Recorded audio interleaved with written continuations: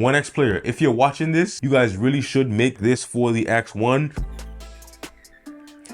Yo, what is up, my beautiful people? Here I have the OneXplayer X1, and it seems like a monstrosity, right? But I will say I'm actually, liking the controllers, even though it looks kind of crazy here. Looks kind of goofy with this huge device and these small controllers. And what really improved my experience with the X1 is this here. I don't know if you can see it, but I added a grip to the X1 controller.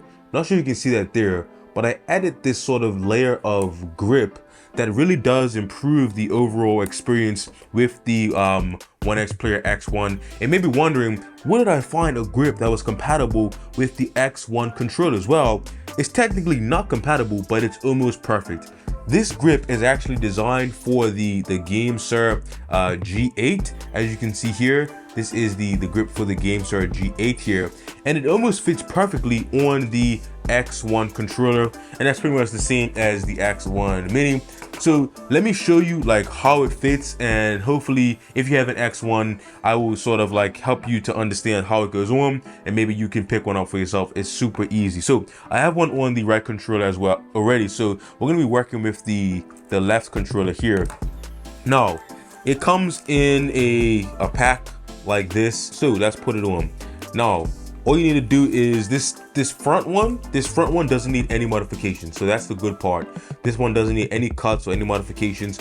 All you want to do is find the top here and the joystick and the D-pad here, and you're gonna want to place this one just so that it goes over without sort of overlapping with the joystick. So you want to make sure that it clears the joystick, the ring there on the light. Just want to place that on there nicely. Just line it up. It doesn't have to be too crazy perfect, but make sure it's lined up there. So you just put that on, it goes around the D-pad here, and you can line it up a little bit better as you see fit, but just make sure it doesn't intersect with the LED or RGB light ring around the joystick. So put that there and just press it down, and then what you're going to do is come to the side and then press that down, trying to avoid the bumper and the trigger on top here. So press that down and then work your way down, making sure that it's laying down flat. And as you can see here, it's on. Make sure there's no creases or wrinkles, because that's gonna make it harder for it to come up.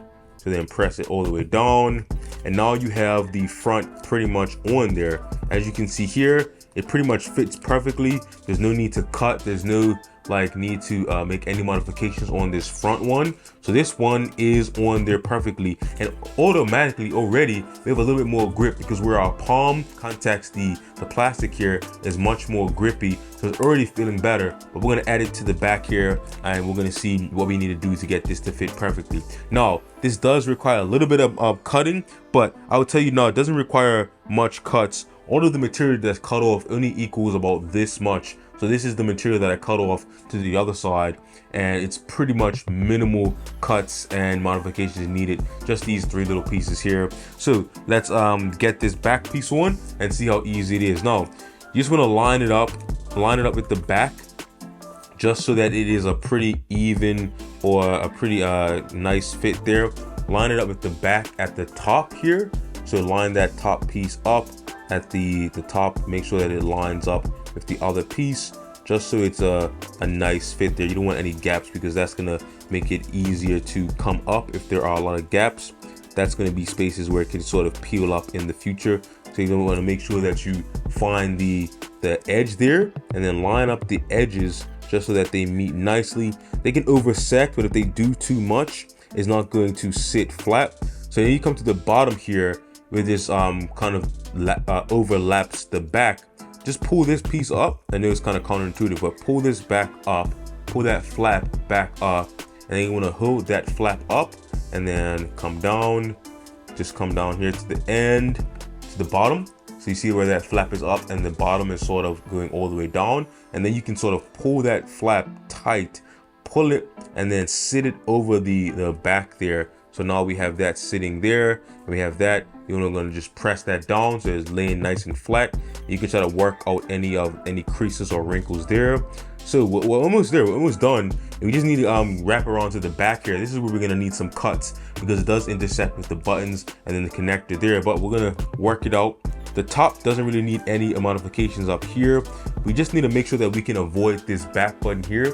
So as you can see, the back button will kind of be on there. So we just need to make one little cut on the back here, just so that it doesn't go on top of this button here. So I'm gonna show you that cut right now. We just need to make one cut that just goes across here, just so it doesn't sit on top of that button there. So I'll show you the cut we need to make.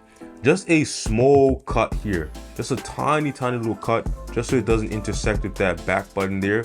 So make that small cut there, and then we can just take that part off, and now it's not going to be pressing up on that back button there. So once we make that cut, we want to make sure we pull it nice and tight, so now it's not intersecting with the back button. And it doesn't have to be like a perfect cut or anything surgical, just make sure that it's not intersecting that back button or interfering with the operation of this button in any way. So now that we see that it's not messing with the button, make sure you check the edge there to make sure that it's not stopping the button in any way. Maybe run your fingernail along the edge there just to make sure it's really not intersecting it, or you can cut it a little bit further if you would like, but we're trying to save as much material as possible. Now this piece here, this flap, you're going to want to just pull this back, just pull this flap back here, and then rest it down, press it down so that there's no like creases or anything like that, because we're trying to save as much material as possible. You just need to make one nice cut here, just so that it doesn't overlap onto the back here. So line it up,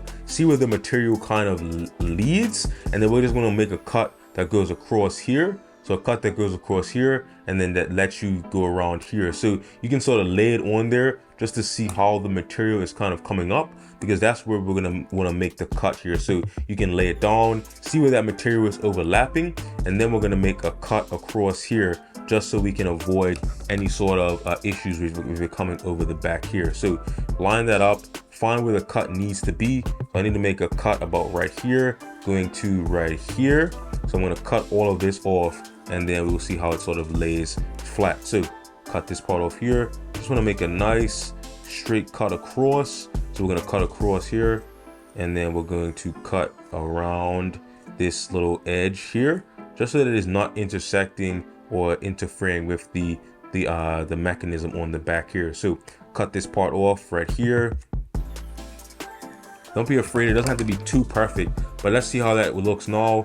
So we now sit this up here, and as you can see, it's right there on that edge, and that's what we want. We want it to be right on that edge without sort of bleeding over. So then you can sort of wrap it around the edge. Look how that's sitting on the edge there. That's nice. That's a nice cut.